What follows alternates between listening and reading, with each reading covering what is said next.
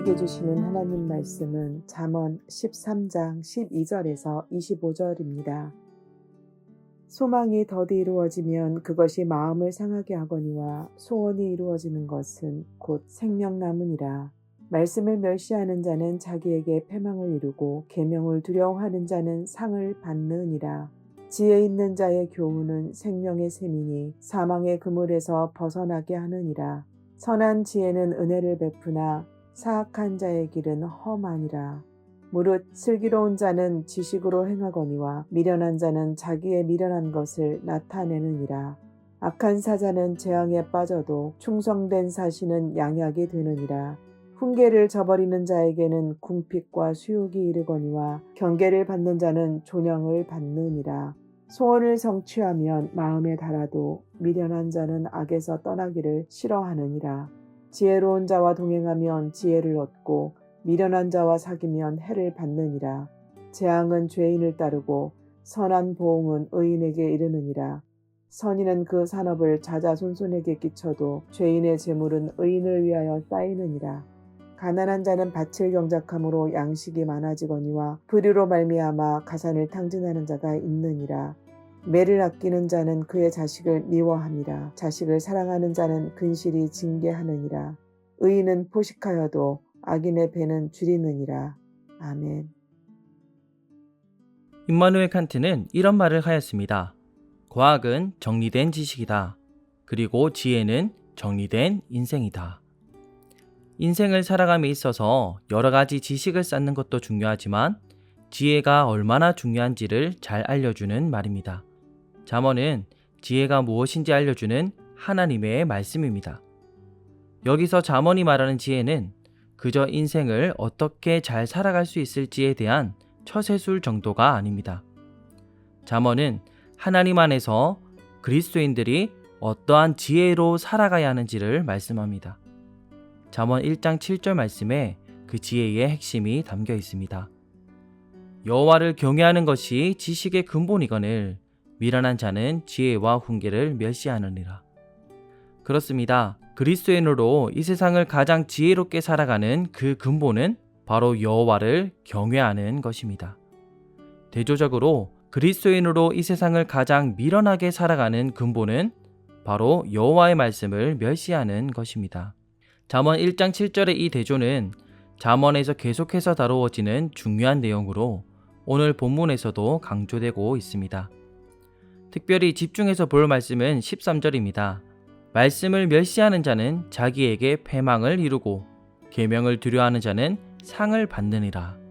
말씀을 멸시하는 자는 미련한 자이며 자기에게 패망을 이루게 되지만 대조적으로 계명을 두려워하는 자, 즉 여호와를 경외하는 지혜로운 자는 상을 받는다는 말씀입니다. 사무엘상 2장에는 엘리 제사장의 두 아들인 홈니 비나스 형제와 사무엘에 대한 이야기가 대조적으로 등장합니다. 홈니와 비나스는 아버지 엘리야와 마찬가지로 제사장의 직분을 감당하는 자들이었습니다.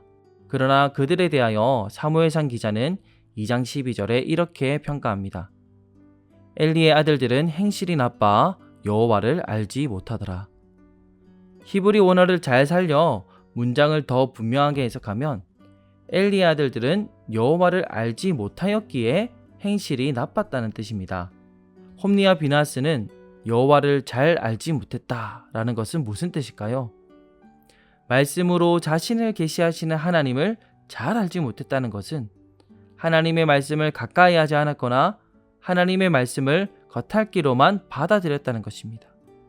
하나님 말씀을 멸시한 것과 다를 바 없습니다. 또한 사무엘상 2장 17절은 홈니와 비나스의 죄가 여호와 앞에 심히 금은 그들이 여호와의 제사를 멸시함이었더라 라고 말씀합니다. 홈니와 비나스는 하나님께 제사를 드릴 때 하나님이 규정하신 제사 절차를 무시한 채 드렸으며 하나님께 바쳐진 제물을 자신의 것으로 불합리하게 취하였습니다. 그들에게 제사장직은 사명이 아니라 직업이었고 하나님을 위함이 아니라 자신들을 위함이었습니다. 그들은 하나님을 경외하지 않았고 하나님의 말씀과 제사를 멸시하였습니다. 멸시하는 이들의 최후가 어떠하였습니까? 홈니와 비나스는 블레셋과의 전투에 여호와의 법궤를 가지고 갔다가 참패를 당하게 됩니다. 하나님에게는 블레셋에 빼앗기고 홈리와 비나스는 죽고 맙니다. 이들과 같이 죽은 이스라엘 백성은 3만 명에 달하였으며 엘리 제사장은 이 소식을 듣고선 의자에서 넘어져 죽게 됩니다. 비나스의 아내는 아기를 낳다 죽게 되는데 아들의 이름을 영광이 이스라엘에서 떠났다는 뜻으로 이가봇이라 이름 짓습니다. 잠언 말씀처럼 여호와의 말씀을 멸시하는 이들은 완전한 패망을 이루게 된 것입니다. 이들과 대조되는 인물이 바로 마지막 사사 사무엘입니다. 사무엘상 2장 18절은 사무엘은 어렸을 때에 세마포 에봇을 입고 여호와 앞에서 섬겼더라 라고 말씀합니다. 홈리와 비나스는 마치 하나님이 살아계시지 않는 것처럼 하나님의 말씀을 멸시하며 자신의 유익을 취하며 제사장의 직분을 감당하였습니다. 하지만 사무엘은 세마포 에봇을 입고 성실하고 신실하게 살아계시는 하나님을 경외하며 여호와 앞에서 섬겼습니다. 또한 사무엘상 2장 21절은 사무엘이 여호와 앞에서 잘하니라 라고 말씀합니다. 홈리와 비나스는 성전 회막의 여인들과 불순한 교제를 하며 마치 하나님이 자신들을 지켜보지 않는 것처럼 살았습니다. 하지만 사무엘은 무슨 말을 하든 무슨 행동을 하든 하나님의 살아계심을 알고 하나님이 바라보심을 알고 여호와 앞에서 자라갔습니다. 사무엘은 하나님을 경외하는 자로 섬기며 또 살아갔던 것입니다. 사무엘의 이름은 샤마라는 단어에서 나왔는데 샤마는 순종하다, 듣다라는 뜻을 가진 단어입니다.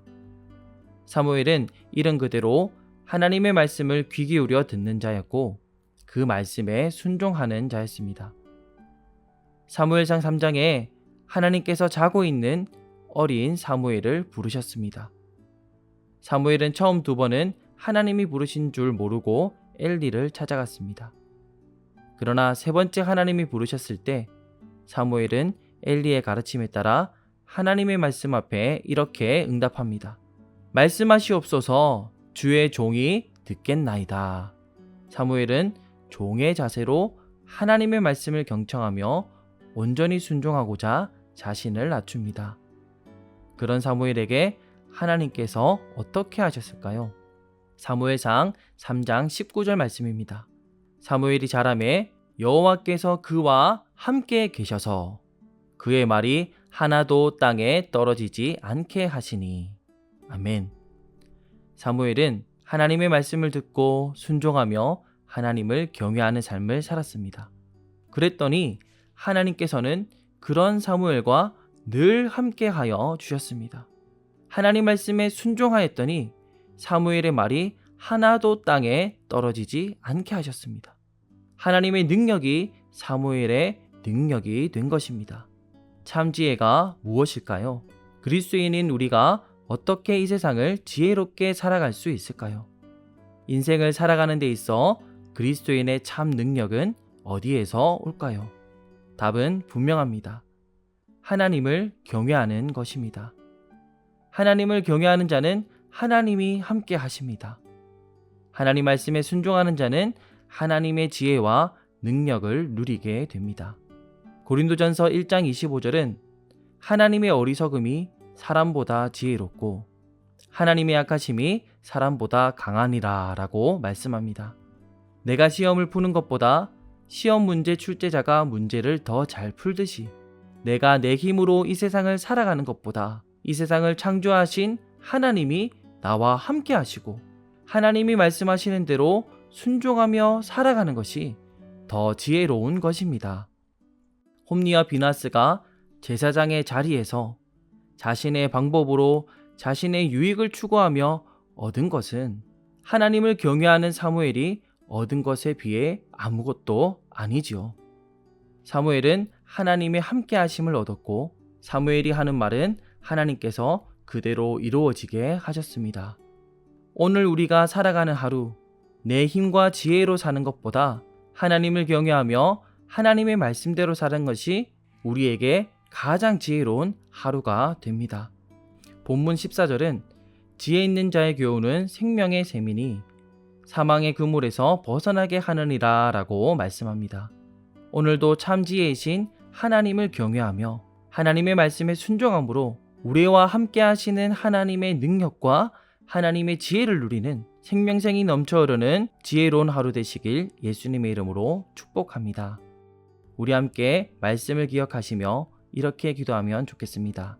첫째로 하나님을 경외하는 마음과 하나님의 말씀에 순종하는 믿음을 우리에게 허락하여 주소서.